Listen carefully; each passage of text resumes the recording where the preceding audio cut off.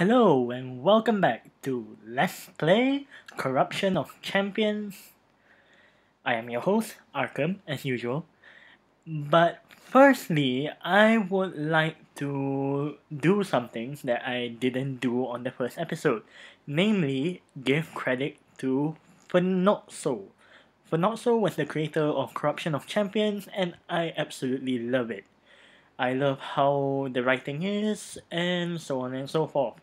Next, I would like to say what are my challenges for a playthrough of this. Normally, everybody who plays through Corruption of Champions more than once, they will always set themselves for a challenge. And my challenge is I will be allowed, I will have to use any items that do not increase my does not increase my corruption and and yeah, that's basically it. If the item increases my corruption, I am not allowed to use it, nor am I allowed to have sex with anything that increases my corruption. So basically, I guess this would be a pure run, but unless there are like certain things that are unavoidable that will increase my corruption, then yes, I won't forfeit or anything like that. I'll still continue, just that the corruption count is namely due to natural events. Because, well, if you got silly engaged, it's kind of unpredictable, easy to say. And unlike Visanori Valuable, I think that's his name, his YouTube account anyway, I am gonna use a lot of items. But if I could, okay, with that challenge, I am also allowed to choose if I rather want to take that item or not. For example, I kill Goblin, then normally I get Goblin Ale, right? When if my slots are full, then I can make a choice if I even want it or not. If not, then screw it, I'll throw it away. So let's continue to episode 2. Resume. So now we have finally got to the playing portion of the game, and now let me highlight some things. Main menu is to get back to the main menu, data is to save or load, stats is to view your stats, such as the following.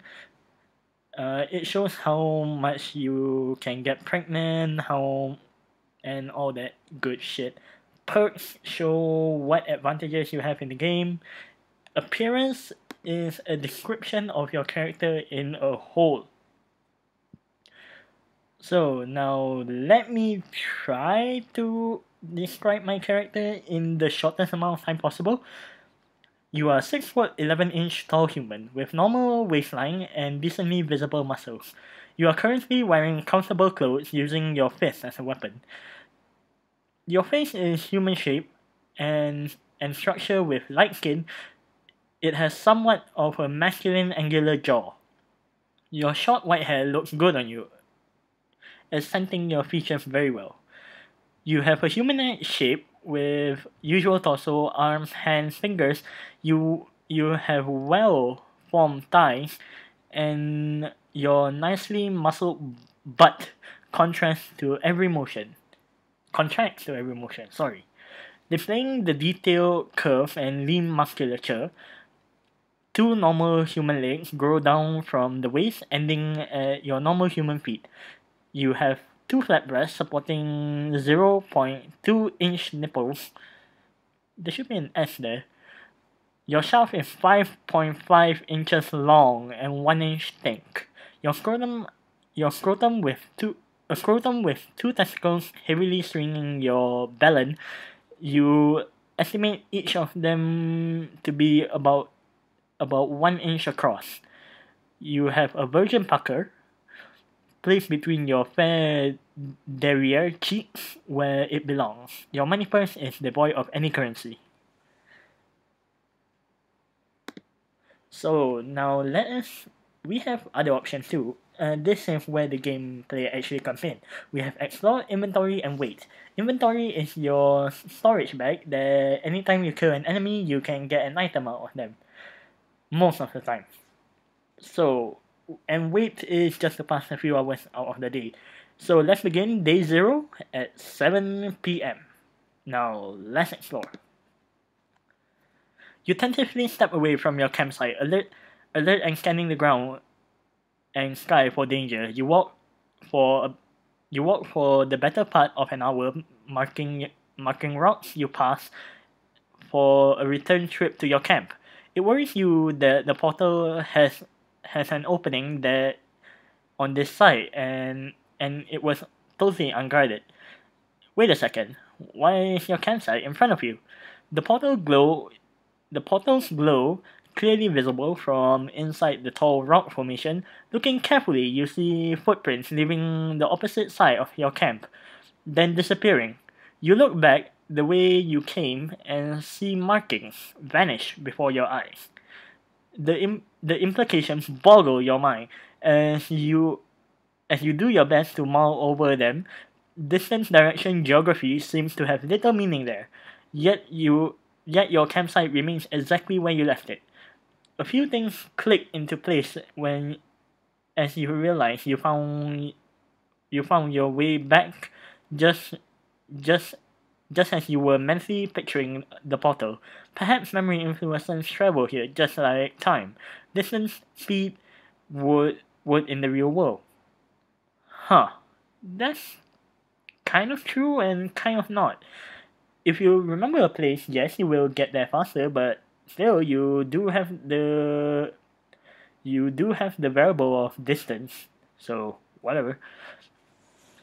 This won't help you at all with finding new places, but at least you can get back to your camp quickly. You determined to stay focused next time and explore and learn how to traverse this god-forsaken realm.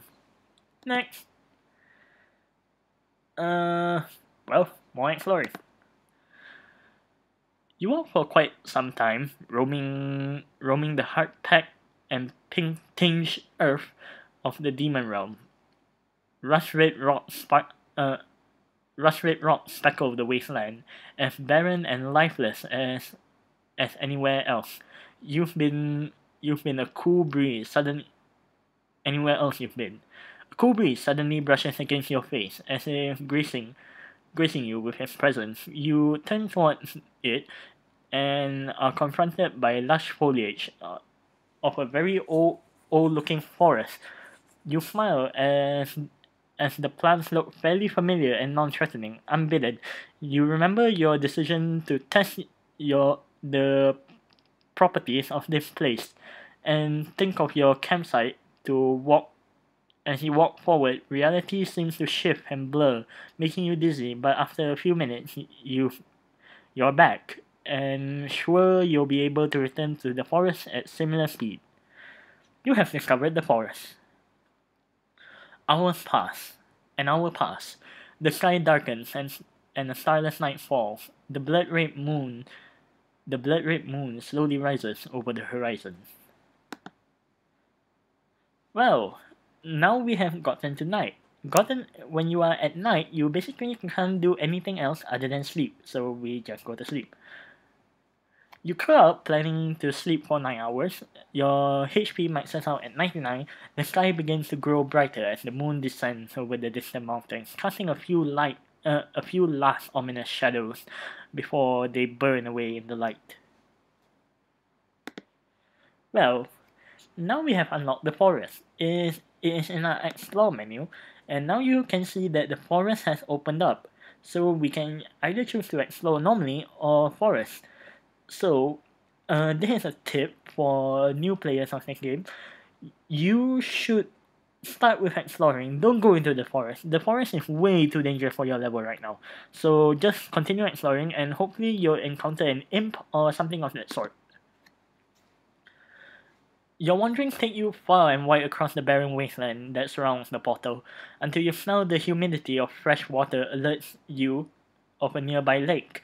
With a few quick strides, you find a lake so massive the distant shore cannot be seen. Grass and few parcels of trees grow all around it. You have discovered the lake. Okay, this is another pro tip. It is recommended that you go to the lake uh, after you start exploring because the lake can actually get you a few sweet gear. And as you can see, my corruption is at 2%. That was because of how the introduction went. The introduction gave you 2% of corruption right off the bat. So let's continue exploring and let's go to the lake. While walking along the lake, the glint of metal catches your eye. You drop into combat stance, readying your fist for another fight. Your eyes dart about, searching for the source of the light. You feel rather foolish when you locate the source of the reflection. It came from a sword lodged and hilt deep in the trunk of a tree. You relax a bit, approaching the odd side to get a better look. The tree is thick, enough to encapsulate the entire blade. Nothing protrudes from the far side at all. Another odd twist is that there is not any sap leaking around the undamaged bark that surrounds the sword. The hilt itself appears to be made of bronze, with gold inlays. I'm not sure what an inlay is, I'll find that out later. Inlays along the outside of the handguard. Looking closer, you realize that they portray a stylized figure battling a horde of demons. The handle is wrapped tightly with a rugged leather that still looks brand new, in spite of how long the sword has been here in the tree to grow so thoroughly around it. You suppose you could try to pull it out of the tree, do you?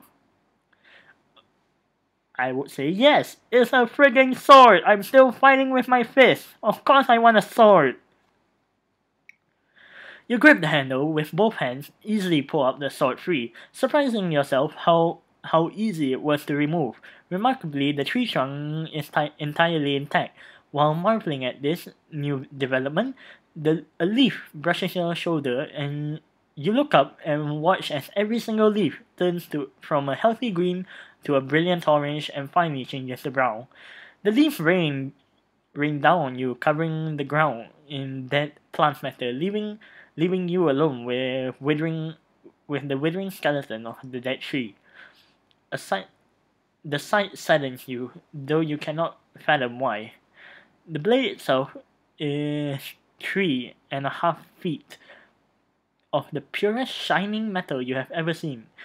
It truly is a beautiful blade. You place the beautiful shining sword in your first pouch. Well, now that we have gotten our first sword, should I say first weapon, I am going to equip it, and I have to say farewell for now for the second episode. I will meet you again on the third.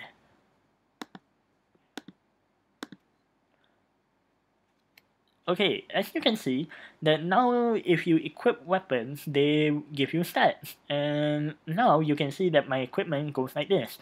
My weapon is the beautiful sword, attack is 16, and my armor are comfortable clothes, which still has 0 defense. I think I can spend some time, but I just want to use this time to explain a few things. Strength increases your your attack.